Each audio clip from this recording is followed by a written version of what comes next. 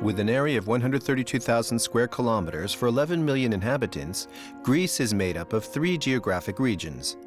To the north, continental Greece with the cities of Athens and Delphi.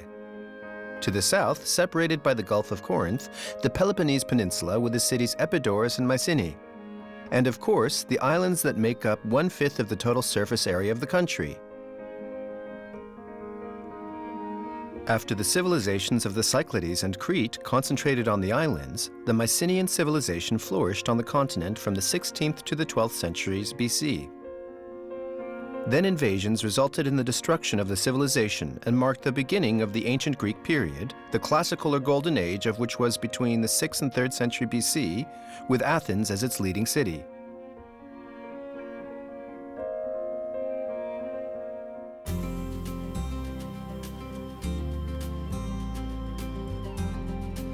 Today, Athens is the capital and largest city of the country with 750,000 inhabitants and over 3 million including its surroundings.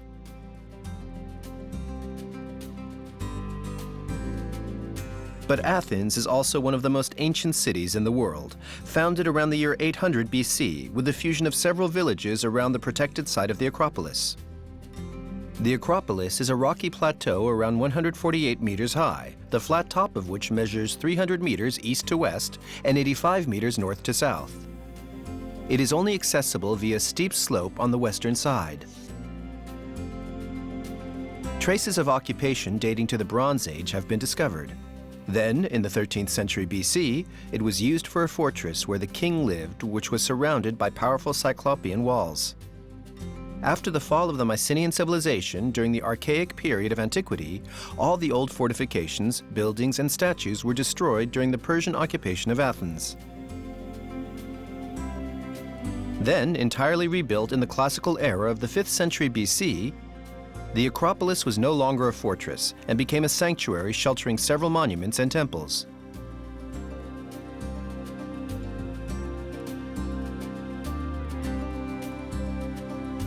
Now listed as a UNESCO World Heritage Site, it is one of the most visited touristic sites in the world. Standing majestically on the Acropolis, the Parthenon is the symbol of ancient Greece. The 70-meter-long by 31-meter-wide building was made entirely from marble. And since antiquity, it has been considered a perfect representation of Doric architecture. The 46 columns, over 10 meters high, have smooth capitals, and the layout follows a rigorous sense of proportions. While today, the work of the hundreds of sculptors is bleached white by the sun, the sculptors were originally painted various colors and decorated with gilded bronze in places. On the pediments and on the entablatures resting on the colonnade, the episodes portrayed deal as much with myth as with history and politics. And the history of Athena, the daughter of Zeus, was naturally in the spotlight. She was the patron goddess of the city, and the Parthenon was her home. In this sense, the building was more than a temple. It was a treasury that stood as a place of tribute to her. The Erechtheion was the real temple where the goddess was worshipped. Constructed shortly after the Parthenon, it replaced an ancient temple which held a sacred statue made of olive wood. The religious ceremonies themselves were held on an outdoor altar. Later on, then, the Baroque succeeded classicism here, and simplicity gave way to refinement. It is the triumph of the Ionic style.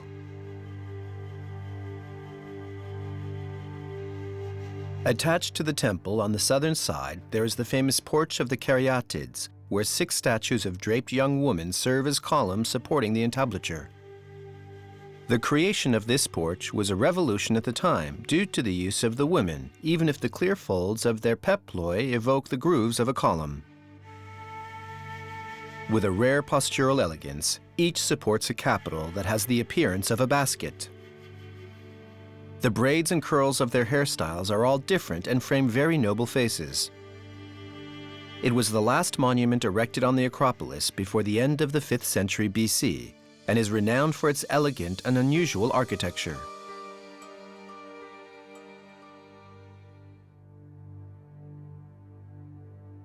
We leave the Acropolis from the same pathway on which we arrived.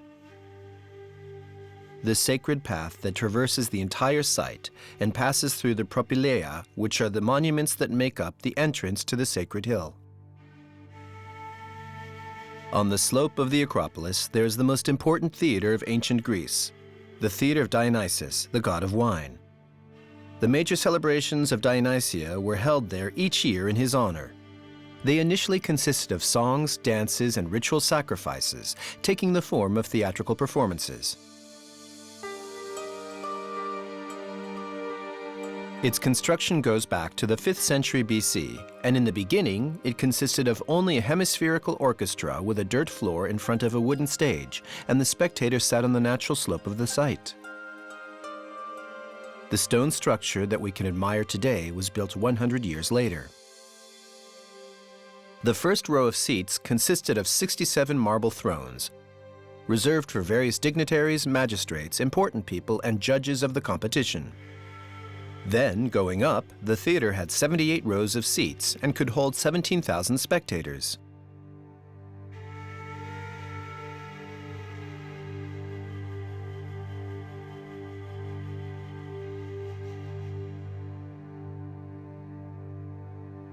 The Great Dionysia took place before the statue of the god and were presided over by a great priest in the spring of each year.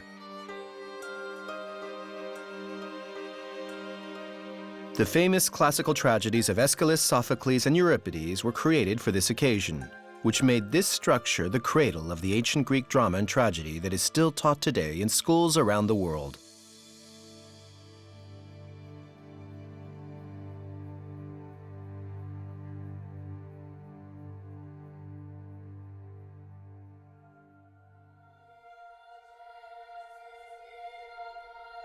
At the foot of the sacred hill, a new museum was created in 2009 to shelter objects from the monuments and excavations on the Acropolis. Built on stilts, the museum preserves and incorporates an archaeological site unearthed during its construction. The distribution of the pillars was dictated by the location of the vestiges. With a surface area of 25,000 square meters, 10 times larger than the old museum, it can also exhibit numerous objects that were previously held in storage. Notably, it holds the originals of the caryatids, which were replaced with copies on site. The goal is to protect all these masterpieces that deteriorate in the open air due to chemical reactions with the pollution of the city, which eats away at the stone. 4 of the caryatids are originals. The 5th is a copy. And as for the 6th, it is held in the British Museum in London. There is also the great frieze from the Parthenon, which shows the major procession given by the city in honor of the goddess Athena, which took place every 4 years. On this day, a procession made its way towards the temple of Athena, the Erechtheion, in order to leave offerings at the foot of the statue of the goddess. The frieze, which portrays this event, was made of 115 blocks and had a total length of 160 meters, completely encircling the Parthenon. 50 meters of what remains of the frieze are here in the Acropolis Museum. 80 meters are in the British Museum in London, 1 block is in the Louvre Museum in Paris, and other fragments are dispersed throughout various European museums.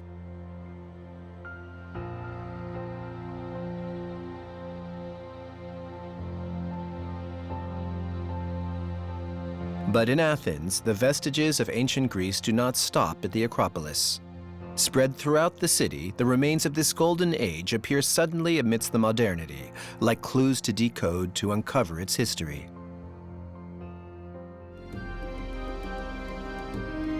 At the foot of the Acropolis, the Agora was the meeting place and market of the city. It was also where there were government buildings and democratic institutions, as well as various religious edifices and courts.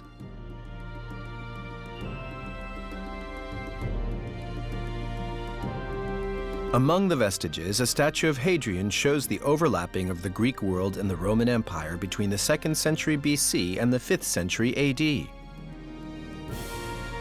On the armor of the emperor, Athena, the patron goddess of Athens, stands above a wolf, the symbol of Rome. This not only means that Rome supported Greece, but also that Greek culture dominated Rome. This is a reminder that Rome, after having conquered and brutalized the Greeks, had been fascinated by Hellenistic culture, starting with the reigns of Julius Caesar, Augustus, and Hadrian, who considerably enlarged the city. But back to the golden age of ancient Greece. On the Agora, there's the temple of Hephaestus, the god of fire and brother of Athena. Like the Parthenon, this temple dates from the 5th century BC. It is the best conserved ancient monument in Athens. Here, too, the Doric columns are slightly bulged to give the temple a slender silhouette for those who look towards the top. Opened in 415, it is made entirely of marble, and its proportions also conform to the golden ratio.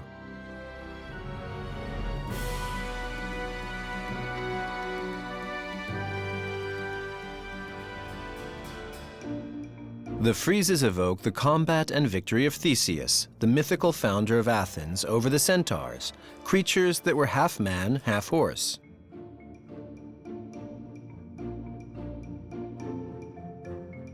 All around the temple, sacred plants like pomegranate, myrtle, and bay trees were planted to add to its harmony.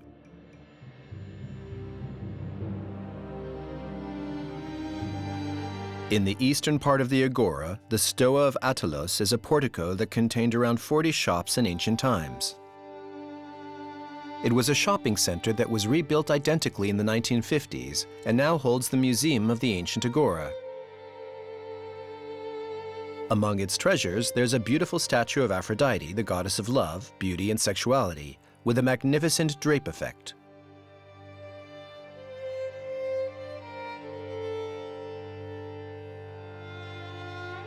And 2 statues, one of which represents the Odyssey, Homer's literary masterpiece from the 7th century BC, which recounts the adventures of Ulysses. And the other, the Iliad, which evokes the Trojan War with heroes like Achilles.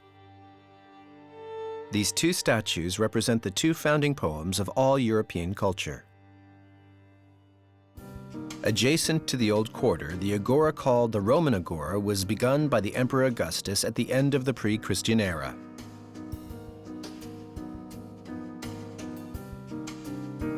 This agora was meant to complement the first, which was by then very crowded. It was a large 111 by 98 meters square, surrounded by 4 columned porticos. The Tower of the Wind stands on the eastern side. This octagonal tower was a monumental hydraulic clock that worked on the principle of a regular flow of water over time. It is remarkable for the high-relief figures of the gods of the wind that decorate each of its 8 sides. Furthermore, each of the sides of the monument is exposed to the sun at a precise time of day. The large, central rectangular space was surrounded by shops and contained public latrines.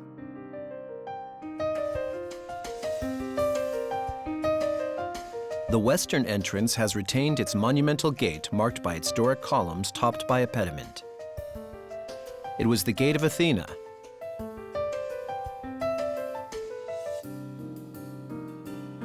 Overlooking the agoras, the Pnyx Hill was the seat of the assembly of citizens who voted on laws and budgets, or the selection of judges by raising their hands. The site was more calm than the agora and conducive to the various debates. A little further away, there's the Olympion, the temple of Zeus. Its construction, which began in the 6th century BC, was finished by Hadrian in the year 131. Its sponsors wanted to make it the largest temple in the world. But of this 108-meter-long temple that had 104 17-meter-high columns, only 15 columns remain today, supporting a few architraves. The capitals are Corinthian, sculpted and plant-like.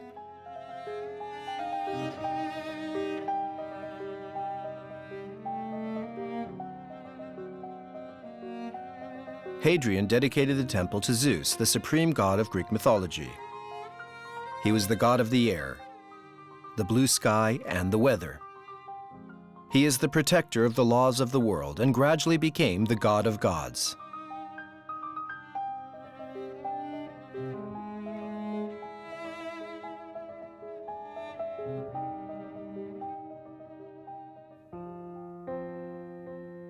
Cape Sounion is especially famous for the ruins of a temple devoted to Poseidon. The first mention of the cape in the ancient texts occurs in the Odyssey, which mentions Cape Sounion as the sacred Cape of Athens.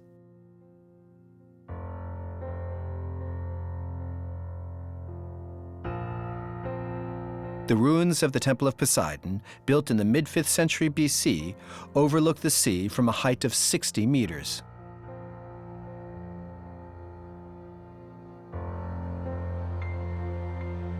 The pillars of the temple rise 6.10 meters high, with a base diameter of 1 meter.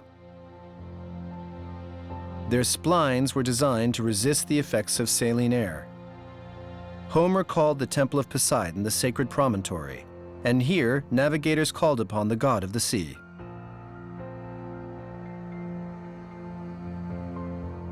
According to legend, Cape Sounion is the place where Aegeus, father of Theseus, leapt to his death by jumping off of the cliff because he believed that his son had perished in a battle against the Minotaur. Thus the name of the Aegean Sea, the famous sea that surrounds Greece. But Greece is not confined to Athens, its capital. Since the beginning of its history, the cities held sway and fought wars to establish their superiority over each other.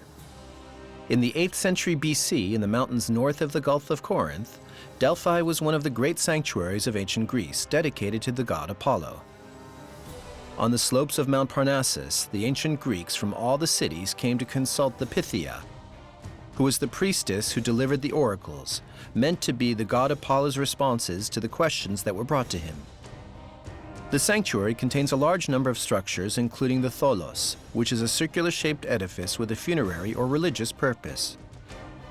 It is a rare and atypical structure due to its distinctive architecture. Originally, 20 Doric columns supported the entablature and the roof decorated with tiles. The tholos is considered the most beautiful monument at Delphi, but it is also the most mysterious. Its origin and its purpose are still unknown.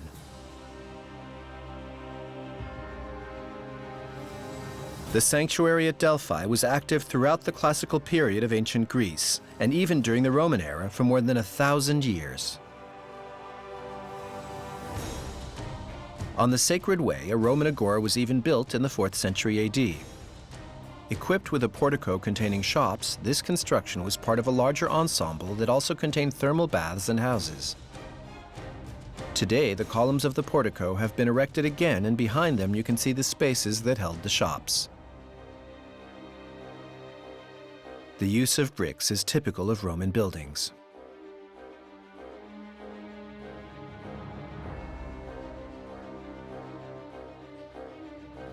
On an image of the Temple of Apollo as it was at the time, you can see the small Athenian portico, which stands against the supporting wall at its feet.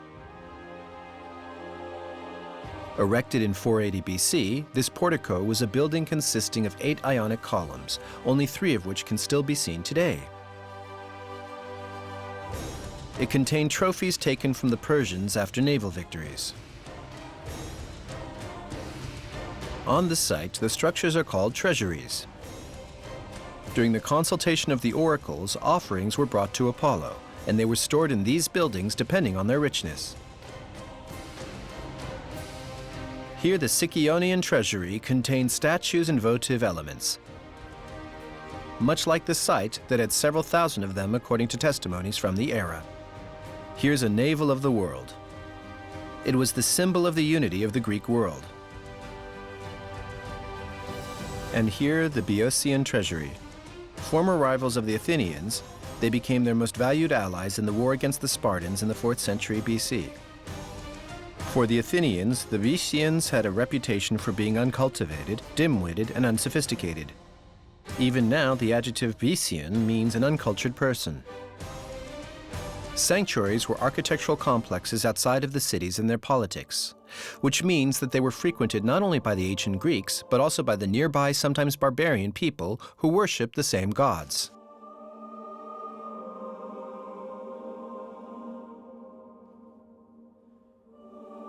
The site is traversed by a sacred path that was used for processions and led to all the sites of worship dispersed across the side of the mountain up to the sanctuary.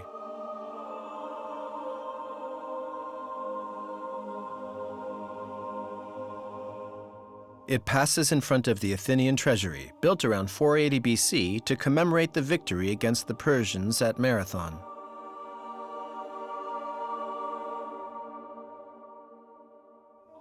Amongst the numerous, more or less well-preserved vestiges of the site, the theater, with a 5,000-person capacity, was built in the 4th century BC.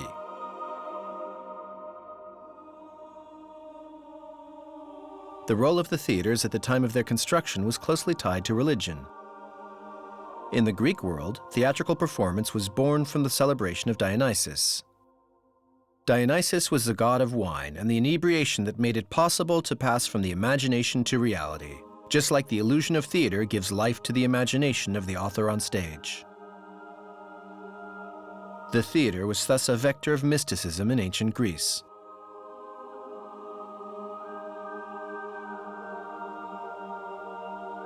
Just below the theater, the temple of the master of the site, Apollo. At the end of it, there's an altar where sacrifices were carried out. Usually, they were goats whose throats were slit. The animals were first washed with water, and if they shivered during this rite, they were fit for the ceremony.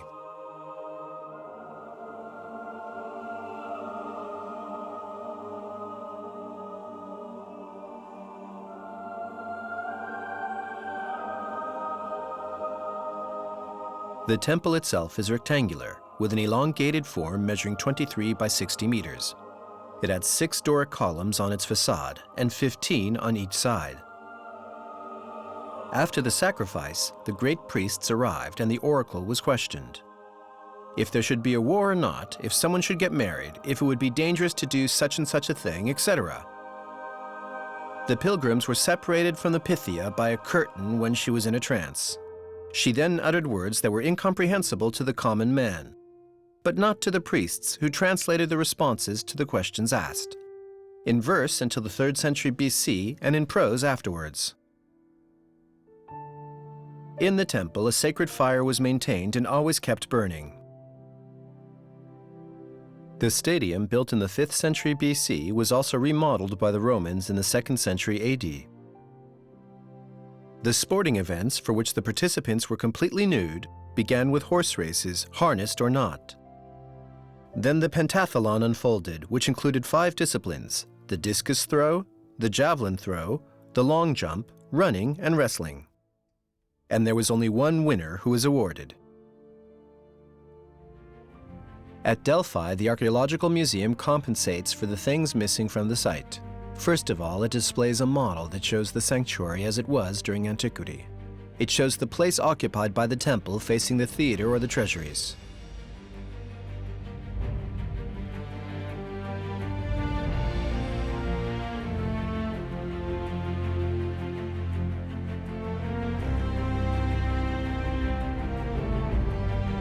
The board showing the Siphnian treasury clearly shows all the attention that was paid to the architecture and decoration of the various monuments. The pediment was rediscovered during excavations in 1893. The frieze that runs around the entire edifice shows the Olympians deciding the fate of Troy, seated and talking, while before them the Greeks and their enemies battle furiously.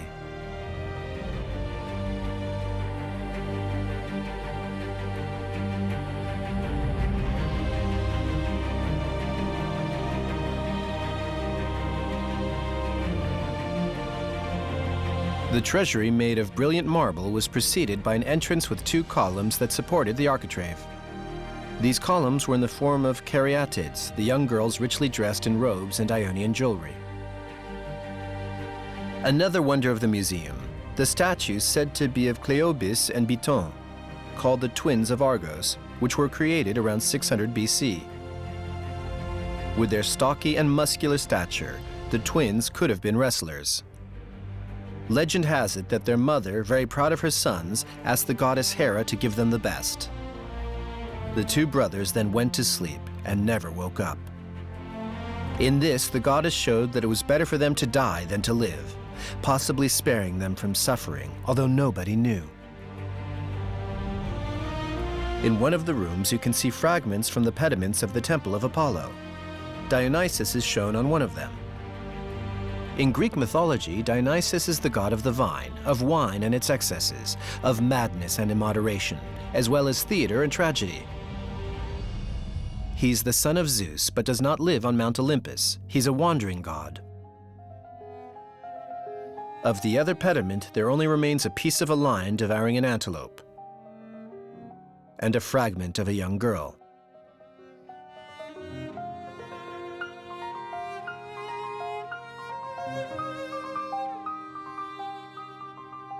Another statue shows Aegeus, a wrestling champion, who was inadvertently killed by Telemachus during bare-fisted combat.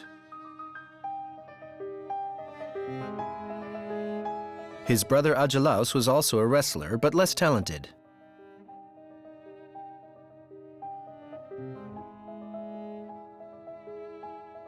With the two previous statues, this third one was part of a group of 7 given to the sanctuary of Apollo by a rich family. In the room, there's a Roman copy of the Omphalos, the stone navel of Delphi.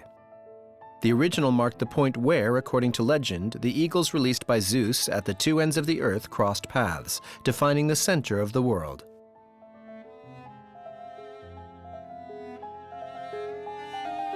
Through the remains of the statues and finely chiseled columns, you can appreciate the degree of skill and expertise of the sculptors who worked at Delphi 2,500 years ago. Certainly the best of ancient Greece. As proof, this 13-meter-high tripod with 3 dancers, which held a bronze cauldron for the offerings, like a giant perfume diffuser. These are the priestesses of Dionysus.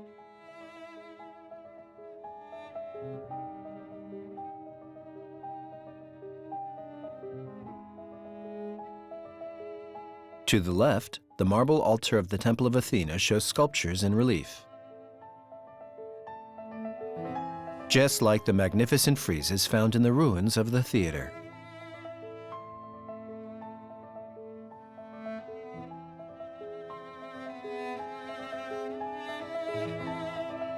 Another vestige of the Roman era, this marble statue portrays Antinous. This lover of the Emperor Hadrian died at 20 years old, drowned in the Nile, in circumstances that remain mysterious. Today, he's one of the most famous faces of antiquity.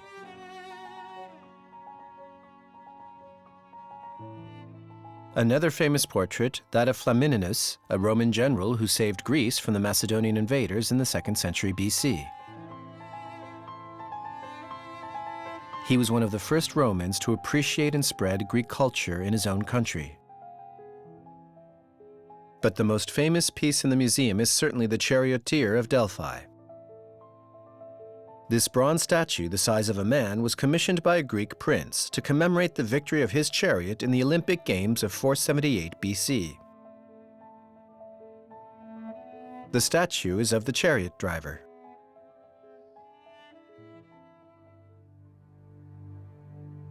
The Acrocorinth is a natural fortress overlooking the Isthmus of Corinth and the eponymous city.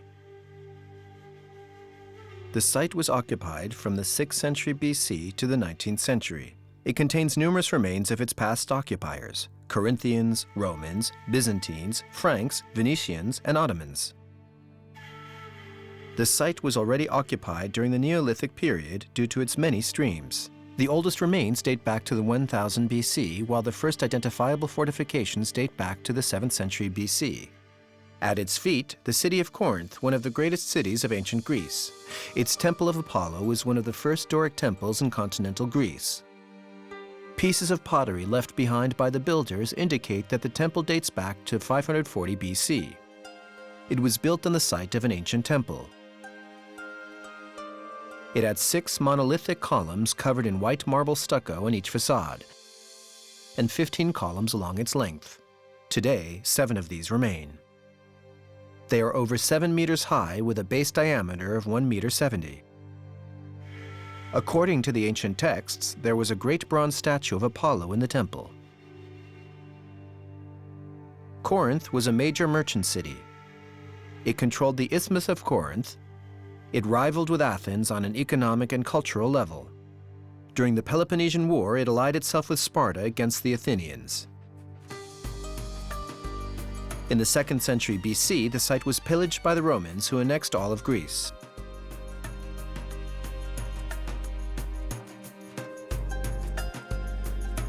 The Pyrrhene fountain dates back to the 6th century BC.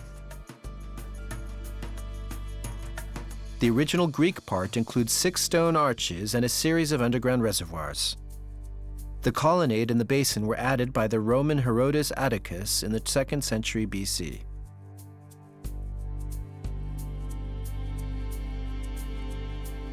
Corinth was made up of 3 areas: the Acropolis on the hill, the city itself on a lower plateau, and the port, which was linked to the city by Lycaon Road.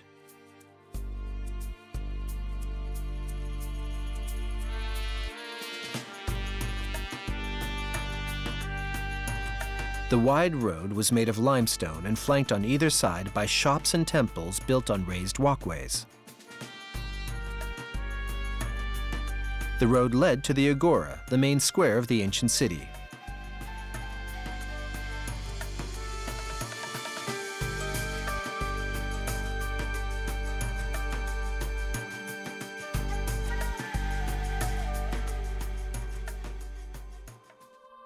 "65 kilometers south of Corinth, in a mountainous region, the ancient city of Epidaurus contained the sanctuary of Asclepius, the most famous site of Greek medicine. This site sheltered the best-known doctors, and here, as in all Greek sanctuaries, athletic and theatrical events were organized in honor of the gods. Remains of athletic equipment were found at Epidaurus, but the site is especially famous for its theater. The theater was built on a hill slope around 330 BC. Of all the ancient theaters, the theater of Epidaurus is the best preserved. Nearly all of the gray limestones are the actual originals. Only those on the wings have been restored. The stands are arranged in a hemicycle, with 55 rows separated into 2 levels by a corridor.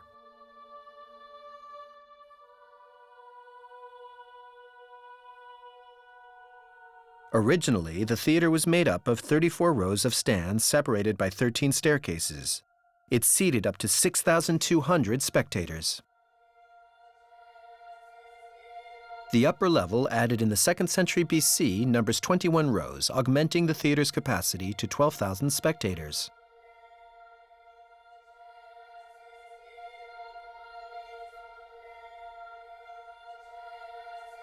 The circular orchestra, which held the actors, the choir, the dancers, and musicians, lies in front of the quadrangular stage, whose substructure can still be seen. The theater of Epidaurus is especially famous for its acoustics.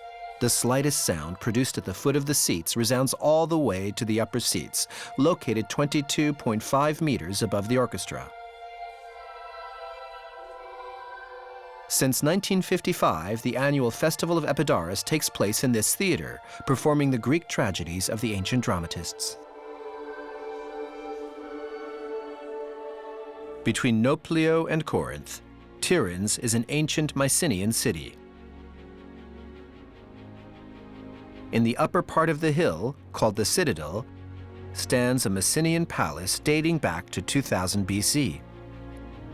There are also remains of a cyclopean surrounding wall. The stones of the wall are up to 3 meters long and 1 meter wide.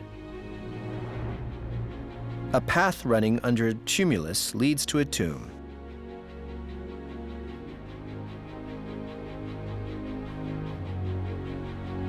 This royal tomb, in a shape of a beehive, also reveals true skill in the art of construction.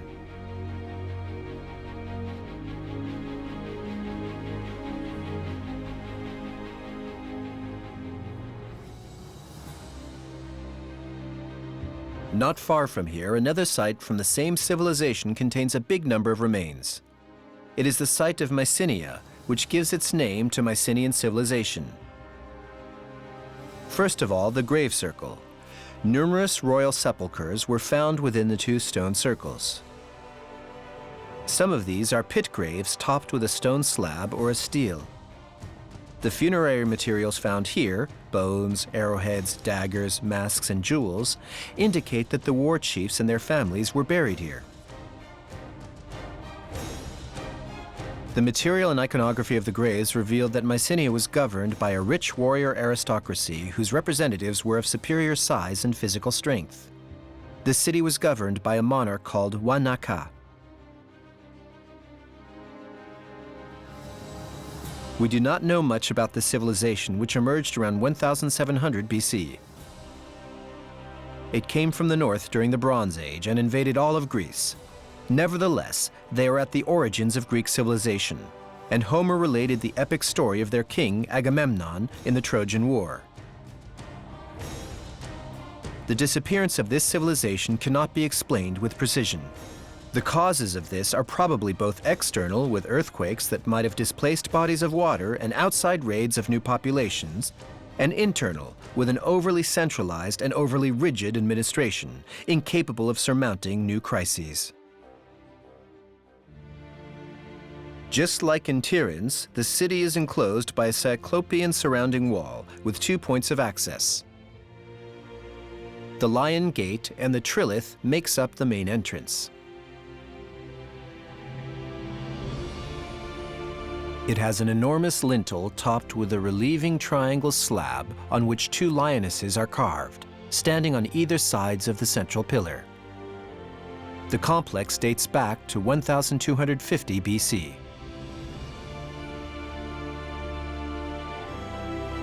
The royal palace, accessed by a very steep path, is located at the highest point of the citadel. There are few remains, but it seems to have been composed of 3 rooms, 2 vestibules and a ceremonial room that contained a circular central fireplace and a throne.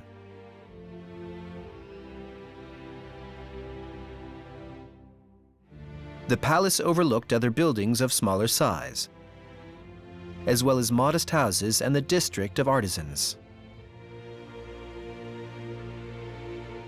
The Mycenaean period was a time of great prosperity in the Peloponnese. Its fleet controlled the seas and traded with Sicily, Crete, Syria, and Egypt. But there are so few traces of this civilization that the origins of such wealth can only be a matter of speculation. Conversely, some hypothesize that there were lootings or that mercenaries who left to combat the pharaohs and Hittites returned. A bit further away among the ruins, the best preserved and the most spectacular tomb is undoubtedly that of King Agamemnon's. It is also named the Treasury of Atreus. The tholos was accessed by an inclined and uncovered entrance, or dromos, made of dry stone walls and spanning a length of 36 kilometers.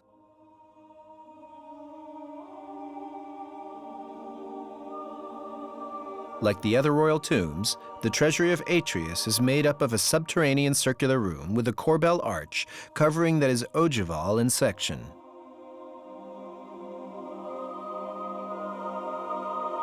"13.5 meters high and 14.5 meters wide, it was the biggest dome in the world for over 1,000 years. The inside was decorated in gold, silver, and bronze.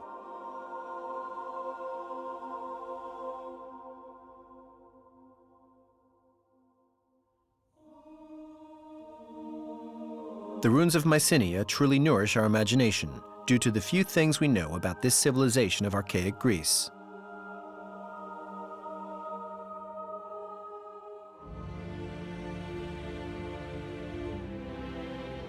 Located in the western Peloponnese, Olympia was a religious center located in a sacred grove of wild olive trees. The site seems to have been occupied continuously from the early 3rd millennia BC. Olympia was not a city, it was a sanctuary dedicated to Zeus. It was inhabited exclusively by the staff of the temples and the priests.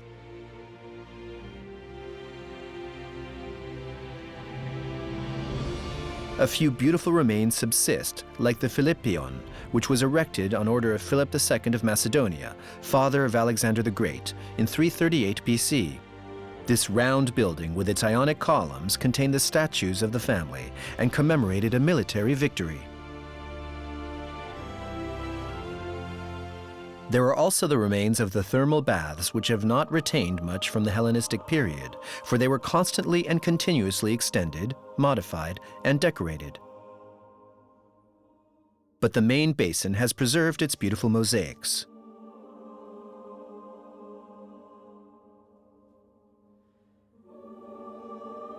The Heraion, devoted to Hera, the wife of Zeus, was probably the first known Doric edifice in the Peloponnese. It dates back to about 600 BC. Originally, its columns were all made of oak. They were progressively replaced by stone columns.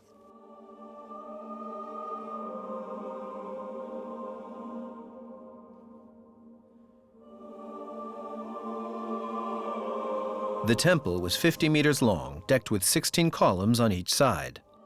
Impressive vestiges of its substructure remain.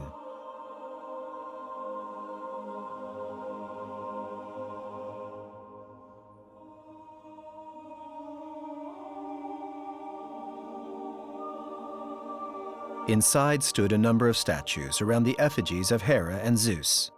They have disappeared, either pillaged or stocked in museums.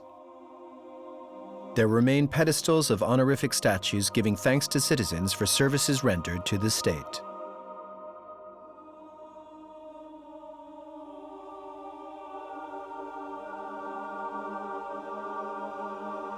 It is here in this temple that the torch of the Olympic Games was lit, and here the trophies were given to the winners of the events.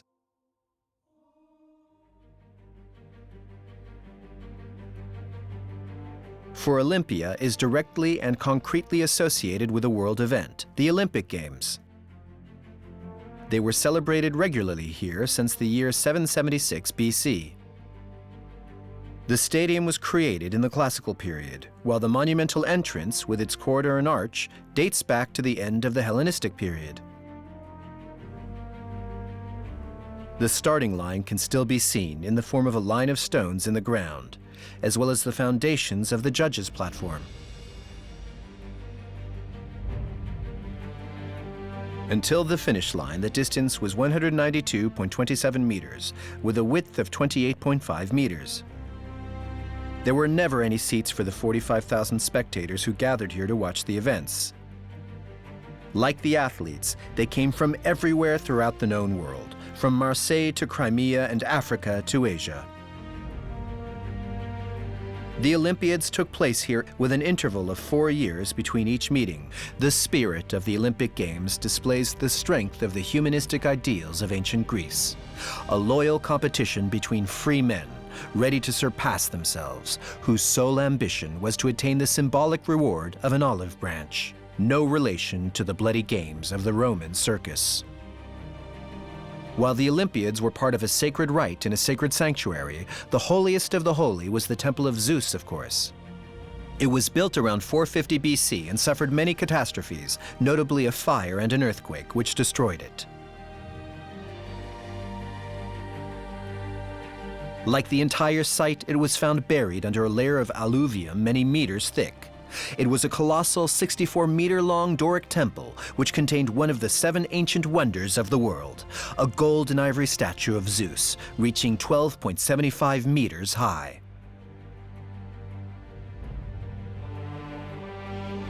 To the west of the Temple of Zeus are the remains of a building that has been identified as the workshop used by Phidias to create the gold and ivory statue of Zeus. Its dimensions, 32 meters by 14.5 meters, are exactly those of the temple, where the worshipped statue was to be displayed. In the 5th century, a Byzantine church was built on its ruins. Its symbols and decorations can be seen here and there.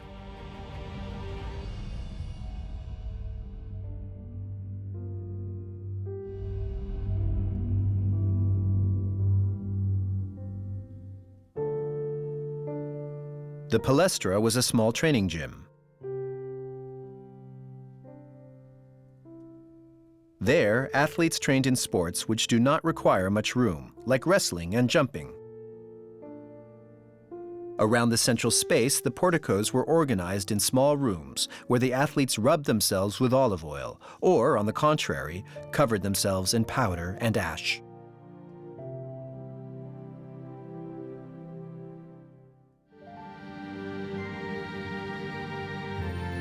All the vestiges of Olympia are now contained in the Archaeological Museum, which houses the famous pediments of the Temple of Zeus.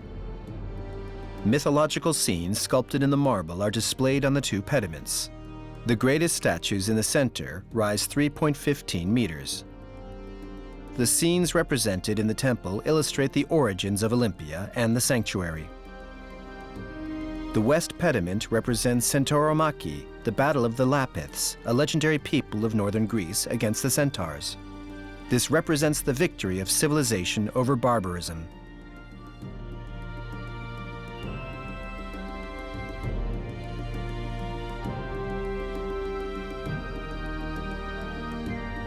In the center, Apollo tries to calm the warring parties, even though he has clearly chosen sides.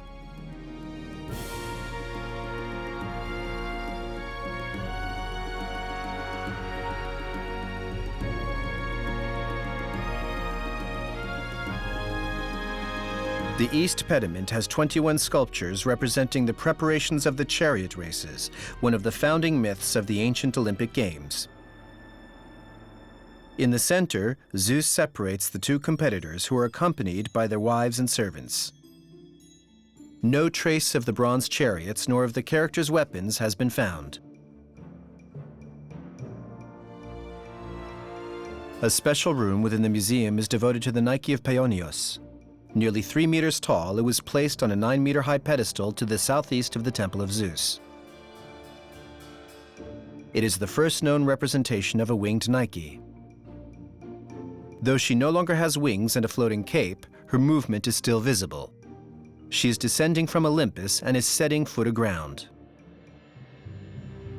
Another room contains very rare examples of monumental statues made of terracotta, including one of Zeus kidnapping Ganymede.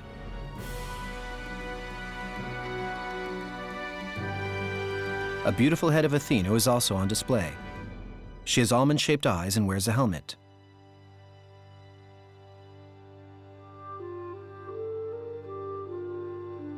A few statues come from the Roman occupation, like that of Agrippina the Younger, the mother of Emperor Nero.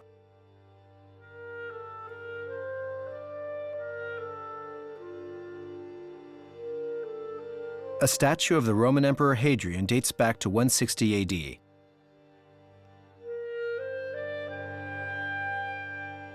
The she-wolf suckling Romulus and Remus is depicted on his breastplate.